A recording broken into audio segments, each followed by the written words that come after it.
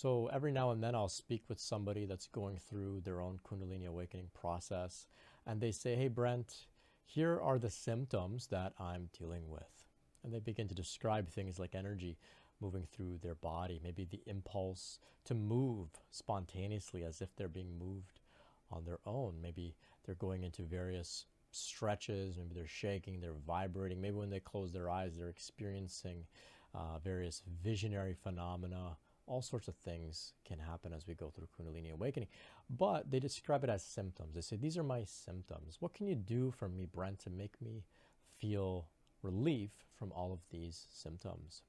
And so right away I recognize, okay, we've got to shift the language here. We've got to shift the language, because when the person describes the various phenomena they're experiencing, I'm hearing great things. I'm hearing, energy's moving through their system. Great. They're being cleared by the force of Kundalini within them. When they say that they're being moved spontaneously, I say, great. They're shaking off things that no longer serve them. Energetic pathways in their system are being activated as they go into these various movements and poses and postures and hand gestures called mudras and things like that. Sometimes they share that they're experiencing spontaneous stillness of mind, spontaneous meditation. They say, "My mind goes blank, Brent. What do I do? This is a symptom. What do I do?" And I say, "Oh, this is great." They're going into spontaneous meditation and experiencing quietude, within which they are going into deeper states of consciousness. They're entering into states where they can be further purified and cleansed. So I'm hearing all great things, but they present it to me as if they're experiencing a bunch of symptoms, and they say, "Brent, what can you do for me?" As if I'm some sort of doctor. I completely understand this idea. I felt this way too when I first began to experience all sorts of strange things happening to me as I went through my own awakening process. I thought, okay, yeah, things are going wrong here. Things are going really wrong. These are symptoms, and I need to find a solution to make these all go away. Well, what I want to share with you today is that these are not symptoms. Symptoms is a word that we use to describe problems. And when there's a problem, that means we've had to find a solution to make that problem go away.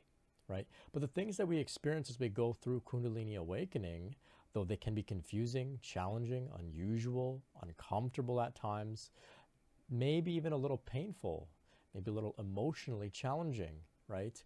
They're not symptoms of a problem that we have to solve and make them go away.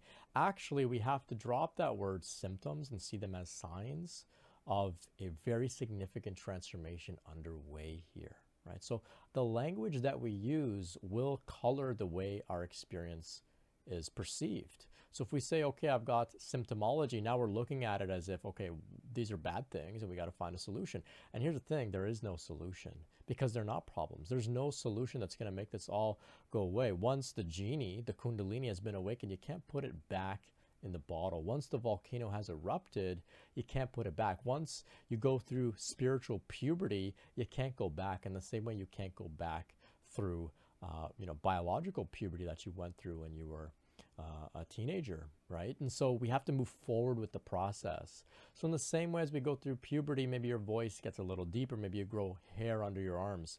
A young kid who has no context, who was never taught about puberty, will look and say, something is wrong here. What's going on? My body is changing. How do I make this stop? What is the solution?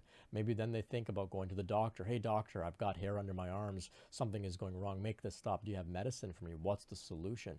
But if a young teenager has been informed, by their parents, by the school, by their siblings, whatever, and they told them, hey, one day soon you're going to go through this thing called puberty, your body's going to change, but don't be alarmed. This is part of the development of your system. This is part of your ongoing transformation as a human being. This is good. It's a coming of age. This is great. You'll be able to do more things. Your body will become stronger. This is great. So don't be afraid. It's normal. It's natural. It's okay. And it's okay to feel a little uncomfortable at times as you go through puberty, but don't worry. Everything will stabilize and you'll get used to it. It's the same thing that goes on with Kundalini awakening as well, right? The only problem is they don't teach us about this in school. Our parents most likely did not tell us about the potential of this. Our spiritual teachers likely didn't, right? Our yoga teachers and meditation teachers, our friends that are into spirituality likely didn't speak about this openly. And so when it begins to happen to a person, they feel all this energy moving through their system. They see changes happening. They feel like they're having expansions in consciousness that can be overwhelming. They feel like sometimes their ego disappears. This can be alarming, right? They may think this is a problem, but here's the thing, like I said, not a problem, not a symptom, right? A sign of a very meaningful transformation. And so one thing that's really powerful that we can do is just drop that word symptom from our vocabulary. Nothing that we're experiencing here are symptoms. Nothing here are symptoms. They're signs. Now, does that mean we just let the signs be? We could. Totally, we could. We could just allow it to be there and trust in the process. Things will unfold. But, of course, we can also manage some of the difficulty, some of the discomfort. We can make it a little bit more easier to go through. But our aim shouldn't be to make it all stop completely. So the distinction between managing and stopping completely, okay? We want to manage our process, and we can do so through basic self-care, through a relationship with a higher power, right? Through studying, through research, through developing further context and understanding about what we're going through. That can also just ease some of the resistance in our system, which will naturally ease some of the intensity of the signs of our experience. So sometimes we talk about grounding. People will say, oh, you're going through intense Kundalini awakening. You've got a lot of pressure in your head. You've got to ground. You've got to ground the process. And people will say, okay, I've got to ground. Maybe grounding will make all the pressure in my head go away. And so they do grounding things. They eat good food. They rest. Maybe they spend time in nature. They go into the ocean. They walk barefoot. They move their body. And maybe there's some relief to the pressure in their head, but not a total disappearing of all the pressure. And they think, man, I'm not grounding enough. I'm still feeling some pressure. Well, here's the thing. We're trying to manage some of that pressure, but not make it go away completely. Why? Because the pressure in your head is good. It's good, right? That life force that's moving through your head that you're perceiving as pressure is opening up your head, expanding your consciousness, clearing energetic pathways so that you can abide in more connected states of being, more meditative states of being, right? So that you can achieve self-realization, so you can realize the self, embody your God self, right? Experience yoga, union with God, right? So how else is your crown chakra to be activated and opened and balanced and all of those different words that people like to use? How else is it going to happen without a little bit of drama, right? So when we experience pressure in our head, that's a little bit of drama. It's a sign of things underway. So yes, grounding can help relieve some of that pressure, but just some of that pressure, right? Just some of that, because the pressure is good. It's opening things up. And when things are open, then the pressure can be released like a valve. It's open.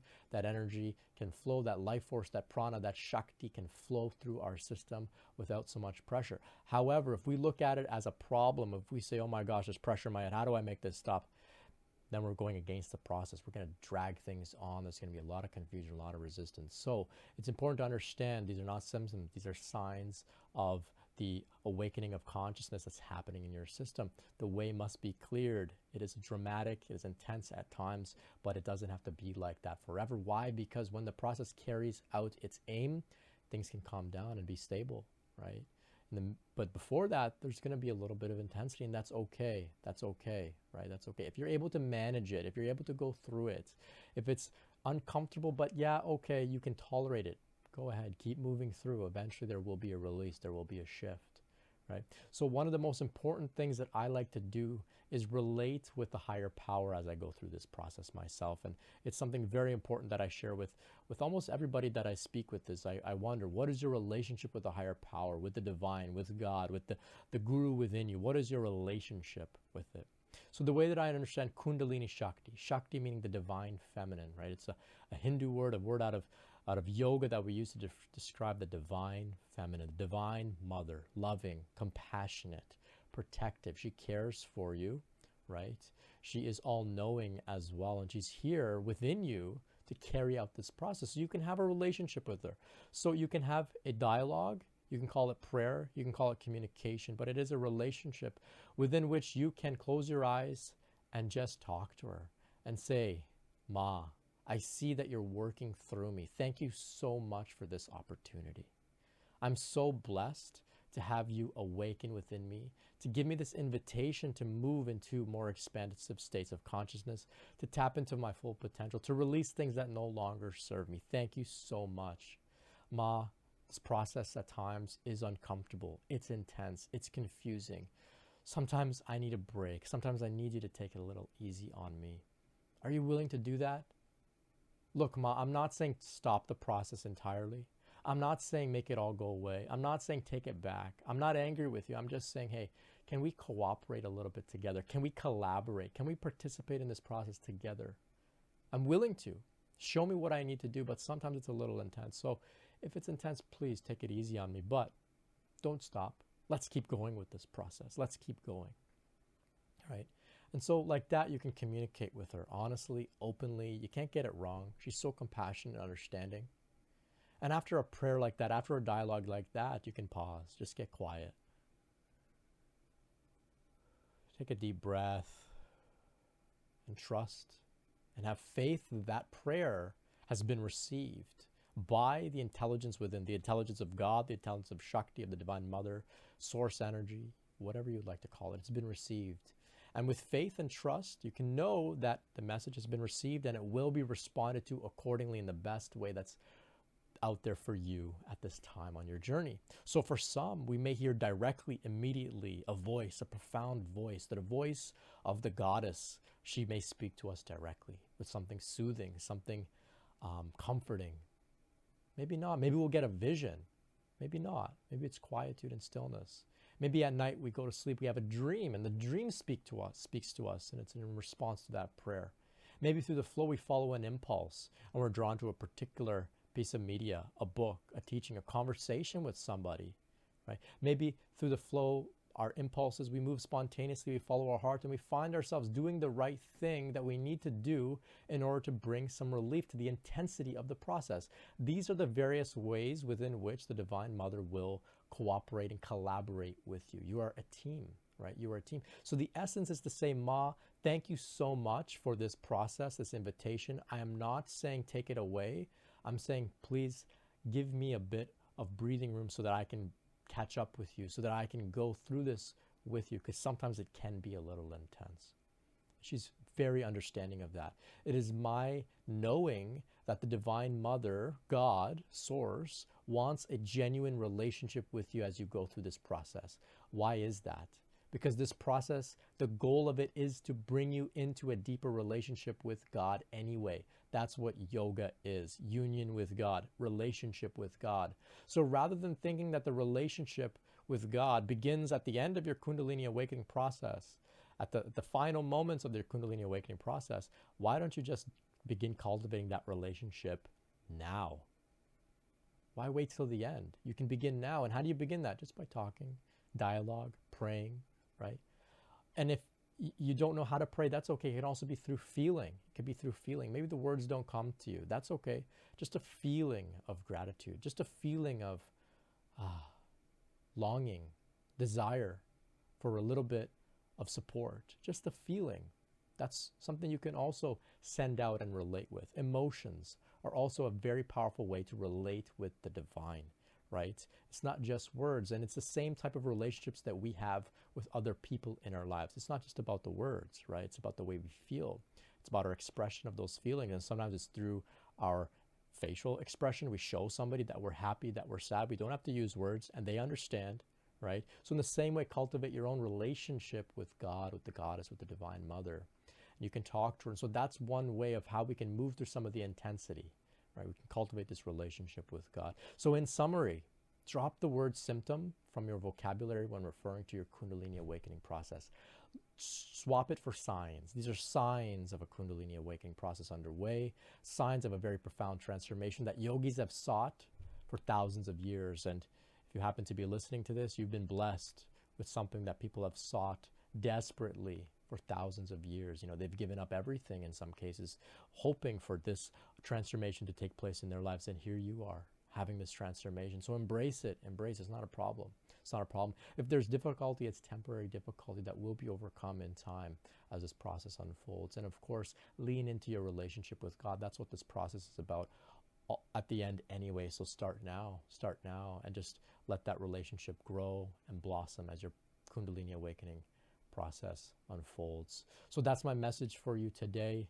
Check out the links in the description to join the community. If you'd like to meet with me one-on-one, I have some opportunities for that as well. If you'd like to go deep with me, tons of content on my channel. I've got hundreds of videos about Kundalini.